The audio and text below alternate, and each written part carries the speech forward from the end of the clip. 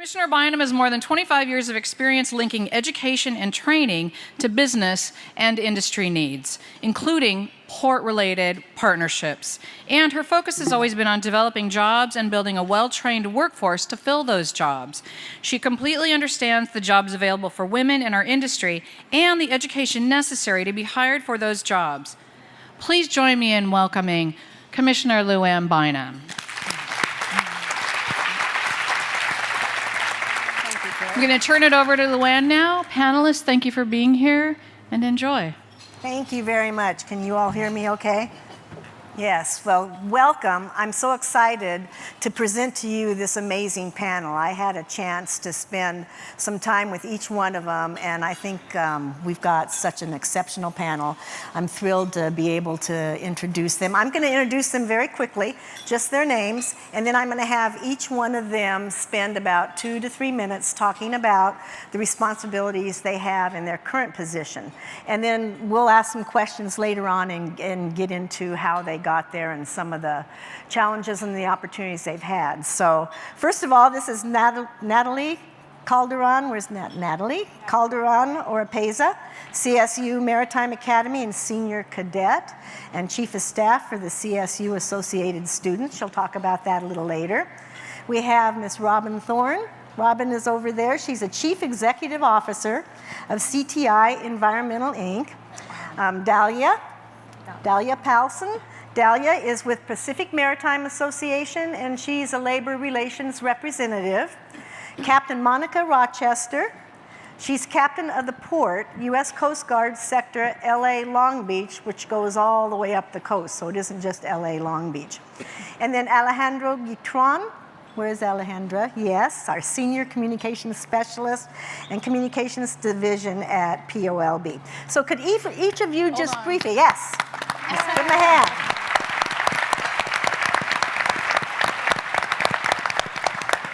So could we have each of you briefly explain what you do in your current position? Maybe a couple of minutes and we'll catch everybody and bring them up to speed and then we'll dive in. So my name is Nathalie Calderon. I'm a senior at Cal State University Maritime Academy. My major is international business and logistics with a minor in law. So a few positions I hold on campus is the Education Opportunity Program. I'm a peer mentor. So I'm accountable for a few students on our campus through the Education Opportunity Program, mentoring them, making sure their first year experience is good and they have the resources they need. I'm also the Chief of Staff for the Associated Students, which is relatively the same to a student government at any other campus. I sit on the board of the California State Student Association as a primary voter to represent our campus and fix issues we have and make our students stronger. So yeah. That's great. Thank you very much. Alejandra. So good afternoon, everyone. As our commissioner mentioned, I work for the Port of Long Beach and I work in the communications division, but I specifically oversee all of the port's education outreach and workforce development. So when it comes to scholarships at the port, internships, the Academy of Global Logistics at Cabrillo High School, who were our students from the Academy of Global Logistics. Yay! So that's my baby right there. So anything that has to do with education outreach, mentoring, career days, I am the one representing the port out in the community and also being that liaison with Long Beach Unified School District, Long Beach City College, and Cal State Long Beach, making sure that we are talking to our students about the opportunities that are here in their backyard. Wonderful. Thank you very much, Alejandra. My name is Dahlia Paulson. I work for the Pacific Maritime Association, and I do labor relations. And what that means is that I work with the union who represent the longshoremen. Anybody here have longshoremen parents? Woo, yeah, there you go. So I work with the union to help the workers keep cargo moving in the ports of LA and Long Beach. So if there's a problem with a worker or a worker's having an issue out on the waterfront, I'll work with the union to figure out like, hey, what's going on? How do we get this worker back out there to keep cargo moving? Thank you very much. And Ms. Thorne. Okay, Robin Thorne. I am the founder and CEO of CTI Environmental. We're a private company, private for-profit company, and I run the company. So as an engineer, prior to running the company, I did work, and the type of work I did was safety training, environmental testing. One of the things I shared at my table earlier, there's laws regulating how employees are treated, and it's important that employees come home in the same condition they were in when they went to work. And so there's an agency called OSHA, Cal OSHA, and so we make sure that companies are following those regulations, and we also make sure that companies aren't polluting the environment. Because if you're a company and you're polluting the environment, you could go out of business real quick.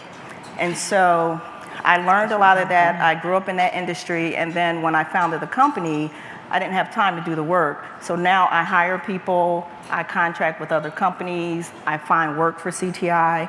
I actually participate in workforce development. I have a TSC person working with me right now, and just looking to take over the world. That's an entrepreneur for you. Thank you. Captain Rochester. Good morning. I'm Captain Monica Rochester. Go Team Coast Guard. To my ladies that are out there and who has represented us so finely today in the exhibits. I'm responsible for all the Coast Guard operations that span 350 miles of coastline, all the way from the San Luis Obispo County line to the Orange County line offshore to 200 nautical miles. It includes both port complexes of Long Beach, Los Angeles, and Port Hueneme. I am the director and oversee 540 active duty civilian and reserve personnel. We also, in this port complex, our primary goal is to ensure all the safety and security of ships that enter and exit the port complex and the way they conduct business with the facilities on that footprint. Our additional duties include search and rescue to ensure the mariners that enjoy the luxury of the day, the beauty of the weather, and operating their vessels return home safely. In addition to that, we also conduct law enforcement operations, marine environmental protection and response, and a whole host of other things. Under my purview, I also have the Vessel Traffic Service, which is essentially a big radar system that can actually identify and keep ships from bumping in the night, just like car accidents. And in addition to that, I have an aids to navigation team, so all these wonderful buoys and that like to we call wink and blink, that they continue operating properly and that our ships enter and exit the port complex safely. And I hope you enjoy this day's events. Thank you very much. So you can see you've got an amazing group of people with a varied experience, and they're all involved in international trade, transportation, supply chain logistics, and everything associated with the industry. We're going to drill down a little bit more now, and I'm going to start with you, Nathalie, if you don't mind. You have a very interesting trajectory. Tell us how you developed an interest while at Carson High School. We talked about that a little bit, to get where you are now as a senior cadet at the Maritime Academy. What path did you take that led you to this point? So I went to Carson High School, and I was in the JRTC program there. So Cal Maritime was had a related structure where they had the core structure, what we have at Cal Maritime.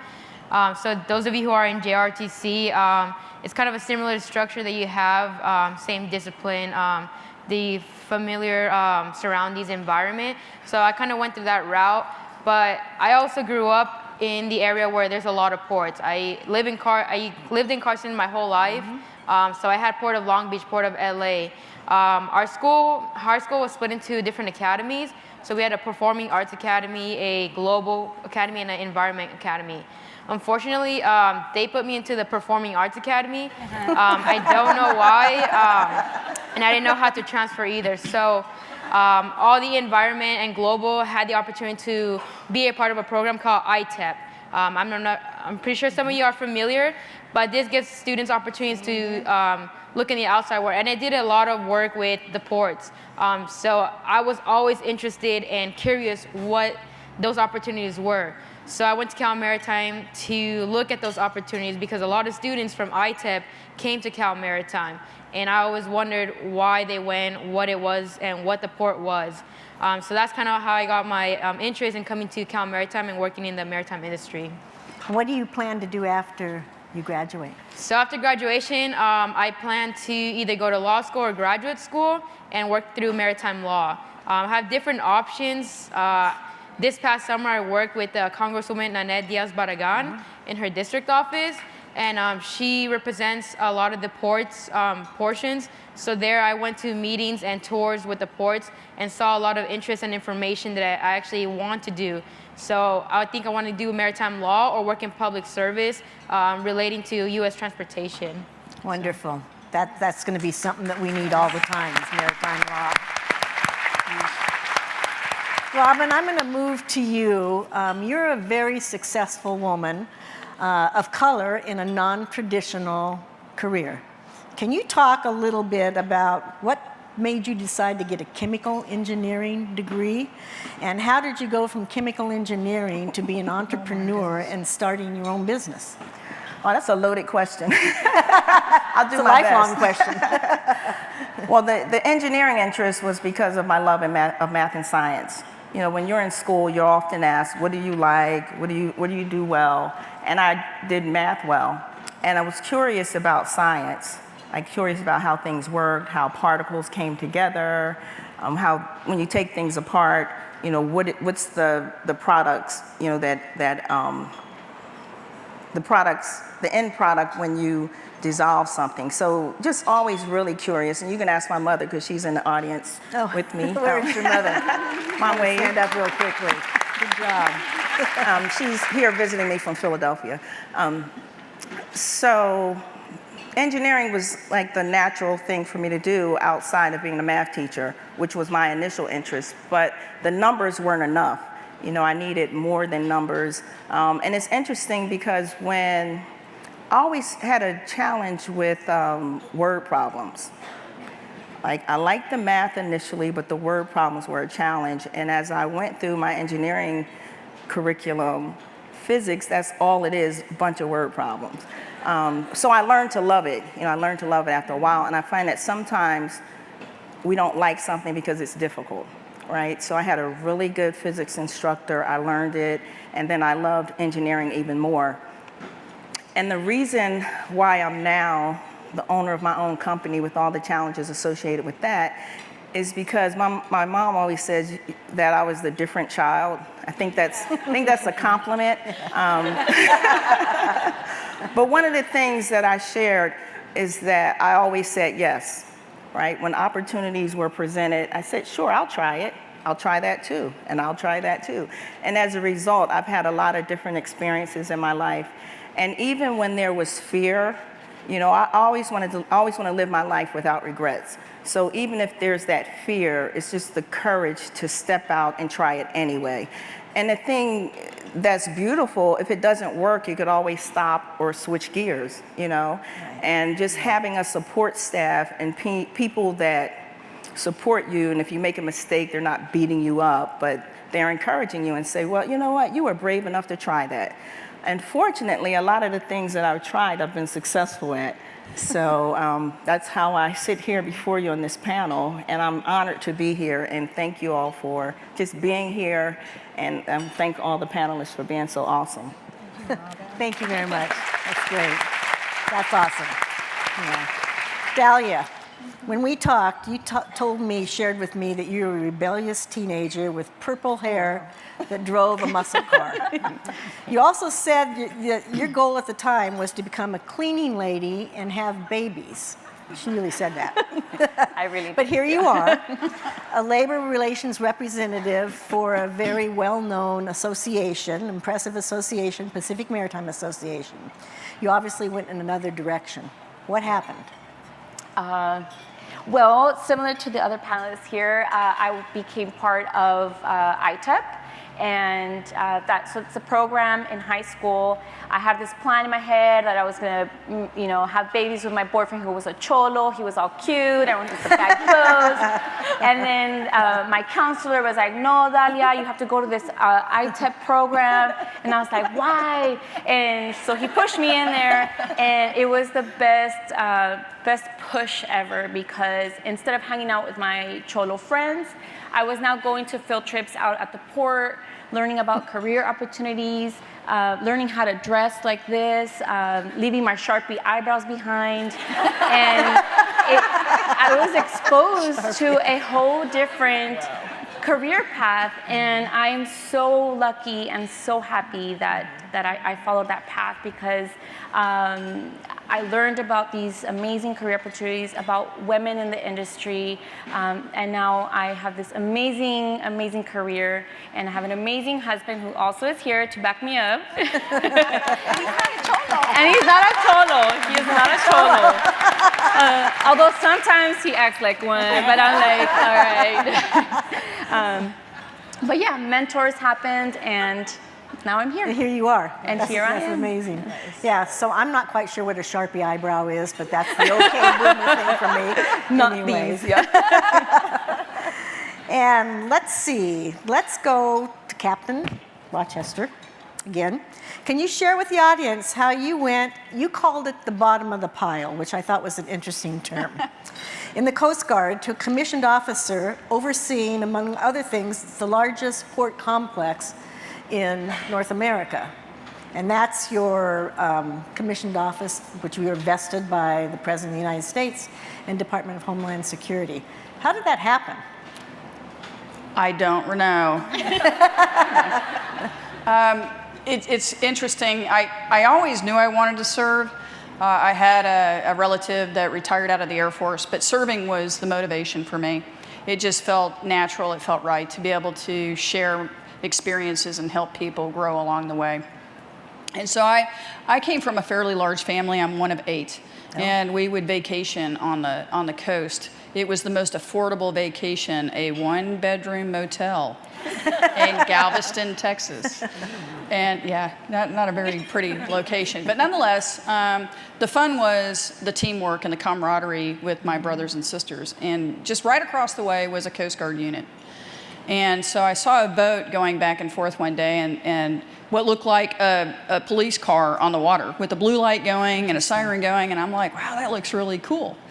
So at the time, I was like, I can't find who the Coast Guard is. Well, the Coast Guard is not part of the Department of Defense. At the time, it was a part of the Department of Transportation, and subsequently, here we are today, Department of Homeland Security. Mm-hmm. So the bottom of the pile, for me, it was important that I learned how things worked, how the basics worked, getting to know people, understanding and appreciating the value of what they brought. So after I finished college, I actually enlisted. And a good way to kind of do that comparison is an enlisted person is like a laborer, and an officer that I am like is like corporate America. So you have management over labor. So as I moved through the several years as a laborer, roughly 5 years, I competed for a commission. And I was fortunate enough to be selected on my first time around. And so I moved off into what we call the Officer Candidate School, and I received my commission in 1994, and it's just been a blessing ever since, because really the way I got here was literally by teamwork and people investing in me, caring about me, and sawing that I had a potential. And they helped me to get very uncomfortable. And it is about being uncomfortable. And it is about not just successes, but failure. And because it helps you to grow, it helps you to test those waters and to get outside that comfort zone. And I tell my team, who keeps me successful, who keeps the Coast Guard successful every day, which also includes, by the way, 1,500 volunteers that get paid no money to do and support the U.S. Coast Guard. Wow.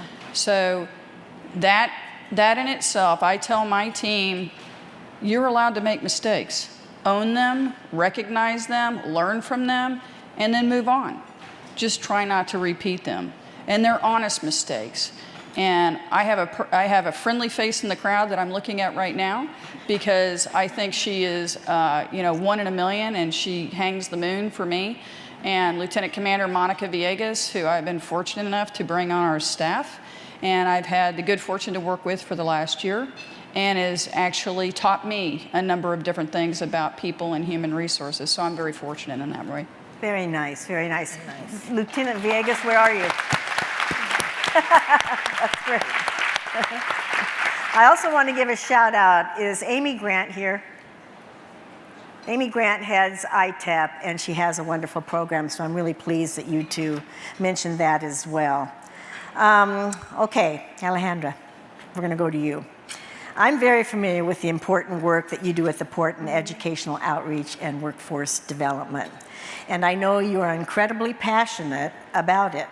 How did you build a skill set in this area that enabled you to come to a port like Long Beach and essentially put together these amazing educational programs? So I graduated from Cal State. I actually graduated from Lakewood High School and then Cal State Long Beach with a human development degree. And I wanted to be a social worker. I wanted to go out and I wanted to change the world. And the first job that I had after graduating was an Orange County program that was a welfare to work program. It was a government-assisted program for families. And working with these adults, I was essentially teaching them a lot of the things that I'm thinking in my mind should have been taught in high school, like how to dress, right? We were talking about how to dress, how to network, how to talk to people, how to interview. And as I started to know a little bit of my clients' backgrounds and what they had struggled through, I realized that a lot of these adults had actually made mistakes when they were teenagers, right? They weren't guided in the right direction, like Dahlia with that mentor.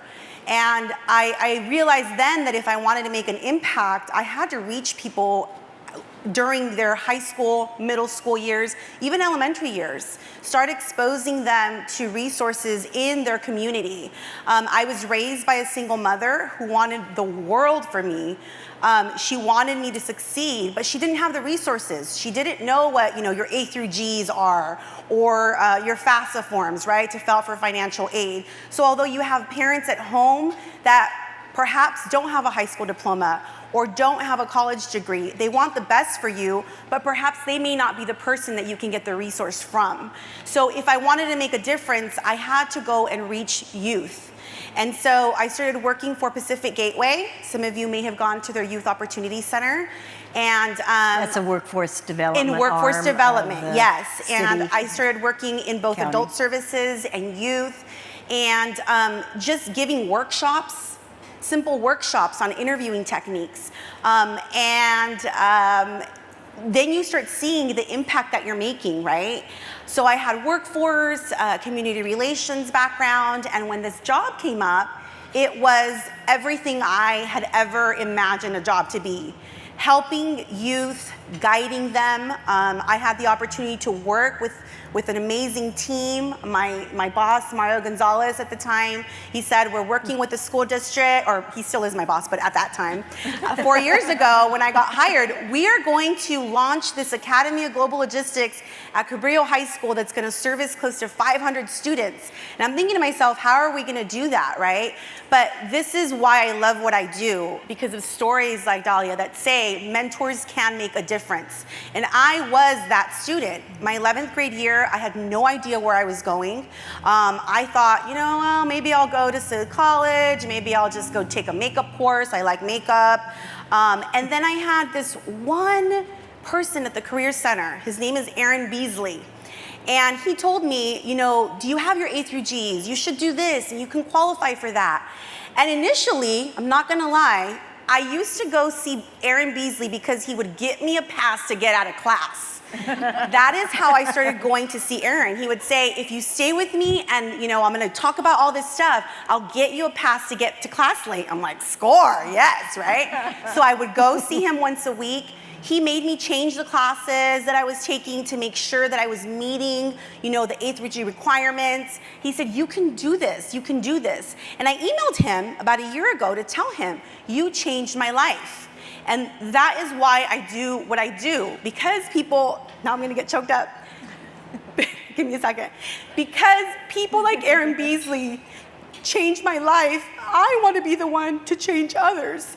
And so I love my job, and I love the fact that we have a board that supports education as much as they do. And I didn't mean to get all teary-eyed, but it's okay.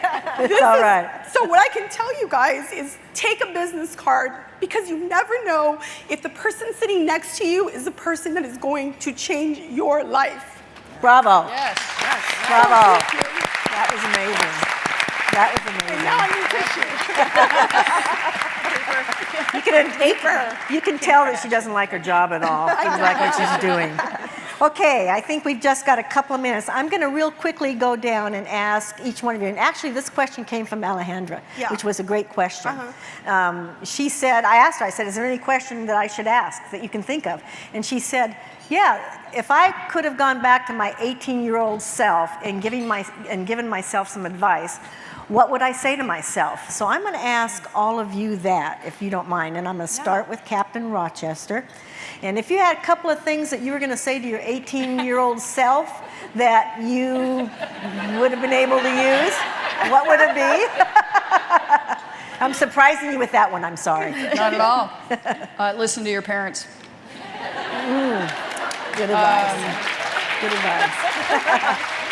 You know, I don't know about you, but I thought I knew everything when I was a teenager. Does that sound familiar?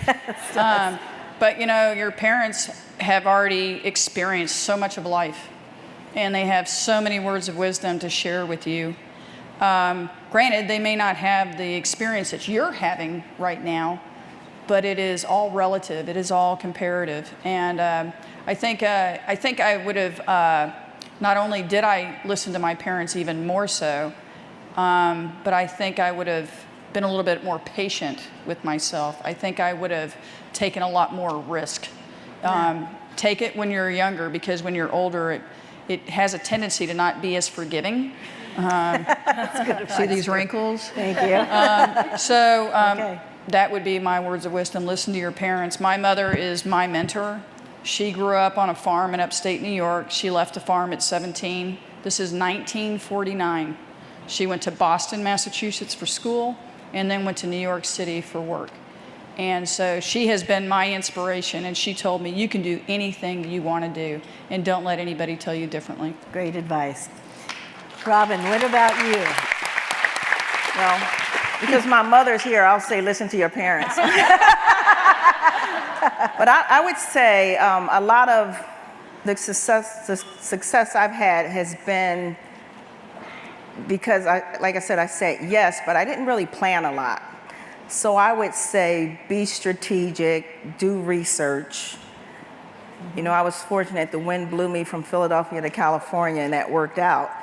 But I think being more strategic, reading more, and just the importance of cultivating relationships, because like you said, even today, getting the business cards, you never know, like your high school, even your middle school student friends, your high school friends when you're in college, you never know where you're going to see that person. They may be on the other side of the desk interviewing you, and it's just nice to connect with people.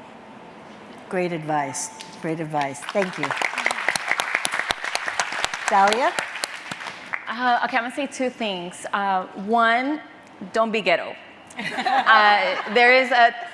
Well, you can be ghetto, but at your own time, and you have to learn when you can and when you can't be ghetto. Like, for example, when I'm out with my family at the swap meet, I can be ghetto. But when I'm up here or I'm doing business, you know, I wear my suit and I act professional, and I try not to even talk ghetto. But, you know, I am going to say, like, that's all I knew back in high school, right? I was all ghetto with the eyebrows and the pants, and I had to learn how not to be ghetto. And that was really hard because that was who I was. That was my identity. But I got exposed to all these opportunities that I really, really wanted, and I had to change. But when I'm home, I can still be myself. And two, don't be shy. Being shy can be expensive. And by that, I mean that a lot of times I was very shy to ask questions, to ask for someone for their business card, because I was like, well, what if they don't give me their business card? But that cost me opportunities. And then I finally said, you know what? I'm done being shy. I'm out there, and if you want to, you know, start from the bottom, go to the top like Cardi B, or be like Beyonce and be, you know, go out there and slay. You can't be shy. You got to ask questions. If you see something you want, go for it. If you have a question, ask it. If you see opportunity, go for that as well. Great advice. Yeah. Another great piece of advice. And Alejandra. The worst thing they can say is no, right? And then That's you're back right. to where Yeah. you were. So you're There you not go. losing anything. And if they say no, ask, well, why not? Yeah, push. For me, it would be every time you meet someone, take something away from them. So if I meet someone that I think is super professional and I like the way they're wearing their scarf, it's something that I add to my thing, right? If I meet a strong woman and I'm like, oh my gosh, I really like the way she speaks, learn something from every single person that you meet.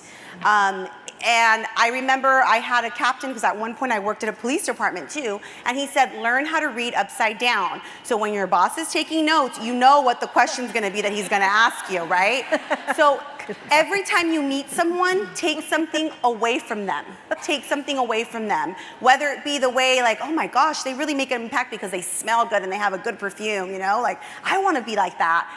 You become a professional learning from other professionals, right? So if you want to be professional, start associating yourself with professionals. So Another great piece of advice, I think, for all of us. Thank you. And last but not least, Nathalie, what about you? Well, I was just 18 about 2 to 3 years ago, so, but I've learned a lot within this last 2 to 3 years, and I can say that you can honestly get out of your comfort zone. I come from immigrant parents, and I rely on them so much since my childhood, and I thought they were the only ones that would guide me throughout my whole life. I was wrong. They told me to get out, you know, go talk to people. I don't know anything about college, so don't come to me. Come to your advisors, go to your mentors. And I was too shy to do that at first. But once I had no choice to go out, because if I didn't, I wouldn't be up here, honestly.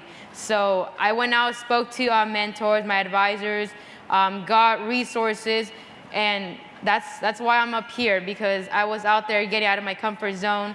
And I can tell you, I used to be really shy, and I still am, so. No. But yeah. There you go, you've learned how to fake it a little bit, right?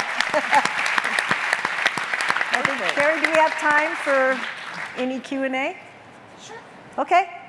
We've got some time if you want to answer questions. Does anybody out there have a burning questions? These guys have been amazing, these young women, you know, these women. Any questions? Okay, we're popping this on our event planner, so we're going to go ahead and do a couple questions. Why not? Any questions out there? Raise your hand. We're going to have a mic coming over to you. Now, don't be shy. You just heard that. Don't be ghetto, don't be shy. Yep, raise your hand. Any questions? remember that a great student does what an average student does not do. So question in the back, it looks like. One back there. Question in the back. Here comes the mic. So obviously you guys have achieved a lot, but how did you end up paying for your education and like finding what college you want to go to? School loans. Big chunk. Yeah. Anybody want to take it? Did you hear it okay? Good? yeah. Yes. Okay. Dahlia? Okay. So I too came from a very, very poor household. My mom was a single parent, had 3 kids. She rented out the living room, sometimes even our bedroom, to pay for rent. So I had no money to pay for college. So what did I do? I was not shy and I was not ghetto, and I started asking questions like, hey, how can I pay for college? Oh, there's scholarships, I'll apply for that. Well, it's only $100. I don't care, that would pay for my books. And then there's also a lot of other financial aid through the state. It's just asking those questions, how can I apply? Help me. And people love helping students. And so if you ask, you will get the answer. Yeah. And as to what colleges, I applied to a lot of colleges. I really wanted to go to UCLA, and I got in, and I just do it. Just do it. Just do it. That's great. Thank you. Any more? Any other questions? I think there was one in the back.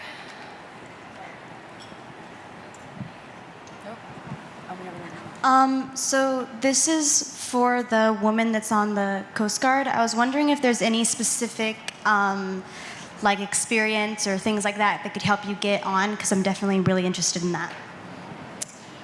Well, I can tell you my experience was not even related, or initially related to the Coast Guard. I went to college and I received my degree in television and radio and communications. So that's about as far as you could probably think of what the Coast Guard would do, right?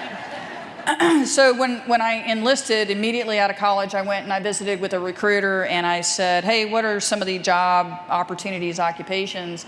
And then you take a test and they kind of like try to bucket you, you know, to compare your skills when you answer the test questions. So after I finished my initial training, which was roughly 9 weeks, I actually got to pick where I served. And so I selected San Francisco. And I immediately went out on one of these fast boats that you will see in and out of the port complex, and I became a qualified boat crew member. I helped with search and rescue. I helped with law enforcement.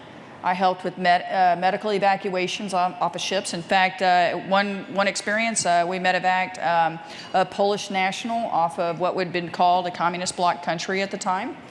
So we provided a service to him since he had been injured and he was able to enter into the United States. So the Coast Guard is actually going to provide you the skills that you need. All you need is a positive attitude, and I can do anything. Good. You're welcome. That's great. Any other questions? Raise your hand. All right. I feel like it's common for people to have a bad outlook on students who... Oh, is she standing up? Oh. Speaker, stand Yeah, up. There we go. please, thank you. Okay. I feel like it's common for people to have a bad outlook on students who go to continuation schools. So I wanted to know what would be the best advice for us. Who wants to take Alejandra? So one thing, actually one of my colleagues, Jocelyn, she's here somewhere. A lot of times, you know, when you talk about City College, people might think, oh, you're not going to a four-year. City College is awesome.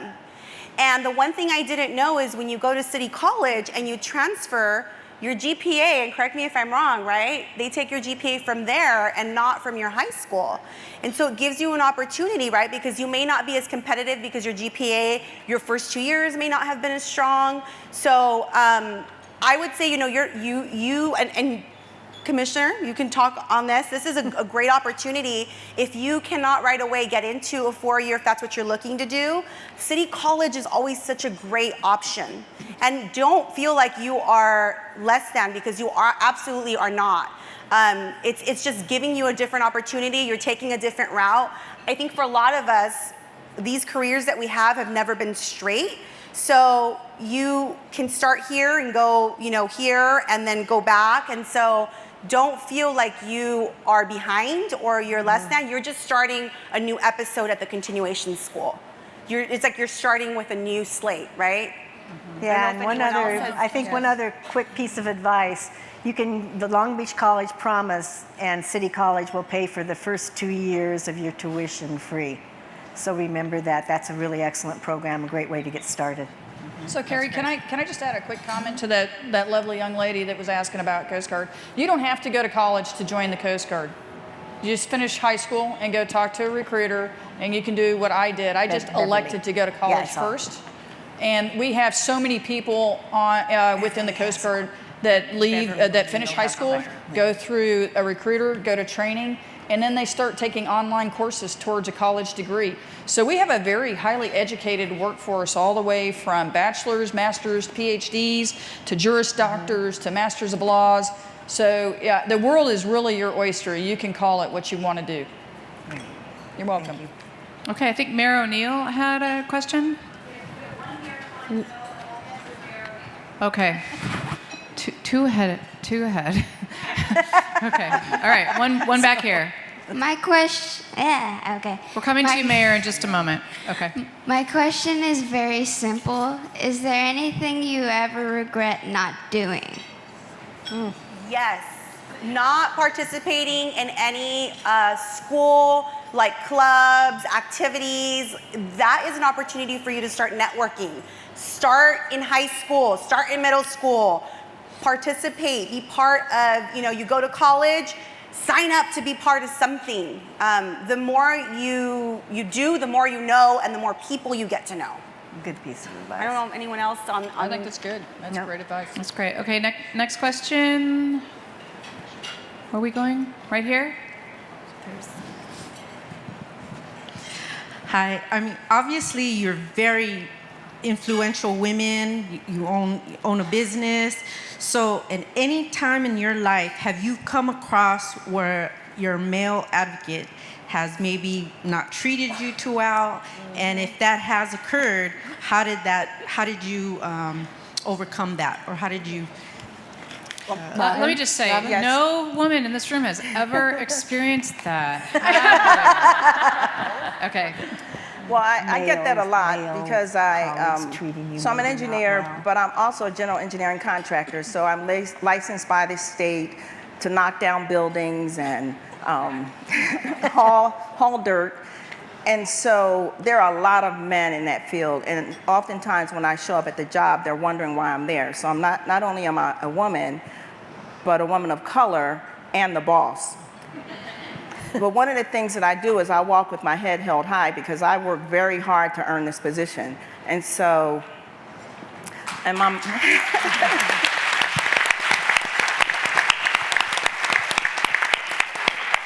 and so I'm not going to let them take that away from me. And I'm not going to say it was always easy because I may have been nervous but it's like I'm here, I've earned the place, and I'm just going to do my thing. Was that ghetto? If I can say real quickly too, I think you told me, Captain Rochester, that there's only 11% of the commissioned officers in the Coast Guard are women, right? That is correct. Yeah. So that's got So to we're be increasing. Yes, Natalie. Yeah, so coming from Cal Maritime, so the male to female ratio is females about 17%, and then male you have 83%. But that's not a barrier nor a disadvantage. I took that as an opportunity to realize that in the real world, if you go into politics, you go into government, you go into construction, engineering, business, most of those are male-populated industries. So I realized that coming from there and after college or after anywhere, you're going to be working in that environment. So I took that as an opportunity to feel comfortable and be confident to work in that environment. We're going to get our mayor. Okay, yes, Mayor O'Neill, question? Can I add a little bit just to, because I have a really good story? No, I've been called the B word. Things have been thrown at me, doors slammed on my face, and I'm like, you know what, you call me the B word? Yes, I am. I like thinking of the Lizzo song, I just took a DNA test, right? And I'm like, that empowers me, just like these women said, like I'm empowered, like I'm here to do a job and I do it well. Let's get down to business. So. Way to go. Right. Very good. Okay, Mayor O'Neill. My name is Beverly O'Neill. I was born in Long Beach. I was born in Long Beach a long time ago. But I must say that I feel very lucky to be from Long Beach because today there is no excuse for anybody in this room, if they want to, they can go to college. That's right. We have an educational system in the city of Long Beach that is superlative. The K through 12 has been so highly recommended.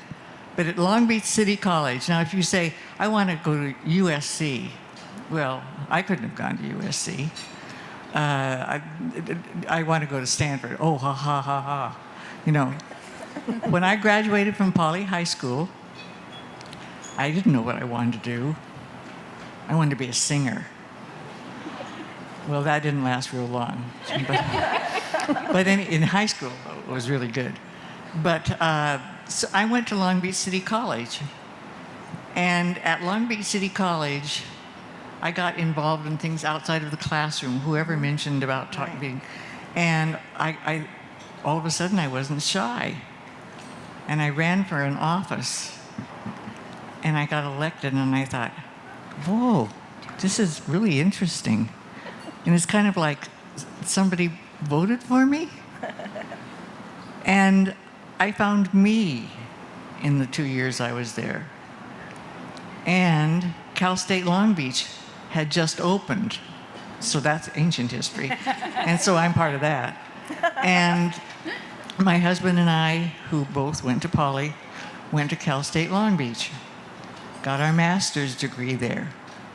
So there's no excuse for any of you that have an interest in growing in some way, whether it's taking care of automobiles, some skill, going to be teachers, whatever it is you're future is.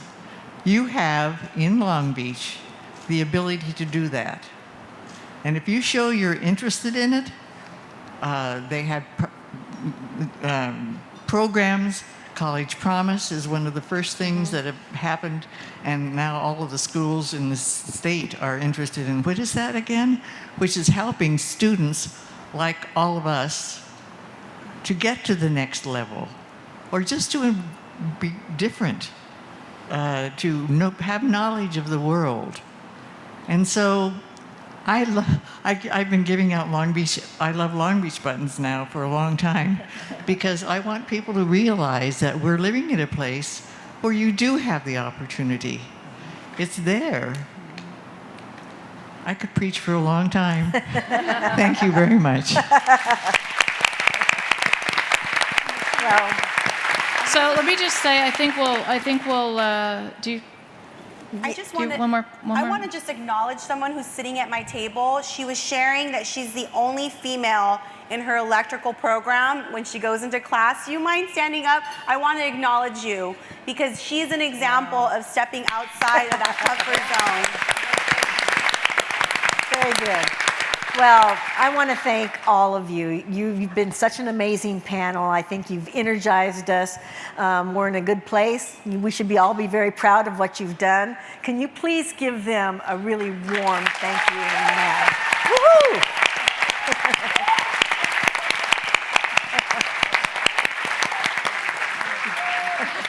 So before we say thanks, I just want to say for recognizing Mayor Beverly O'Neill, who has been a pioneer and breaking ground for many, many years, starting when she was mayor, and the 3 T's, I think, which was trade, tourism, and transportation.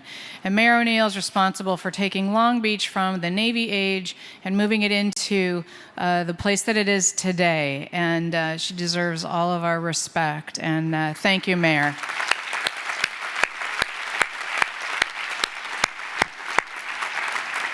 Thank you so much, Commissioner Bynum, for everything that you do for us and for being a wonderful host today with our panelists. Thank you to our panelists. We have Monica Rochester, Captain Rochester. We have Robin Thorne. We have Dahlia and Alejandra and Nathalie. Thank you so much. You've been inspirational and really fabulous. Thanks again.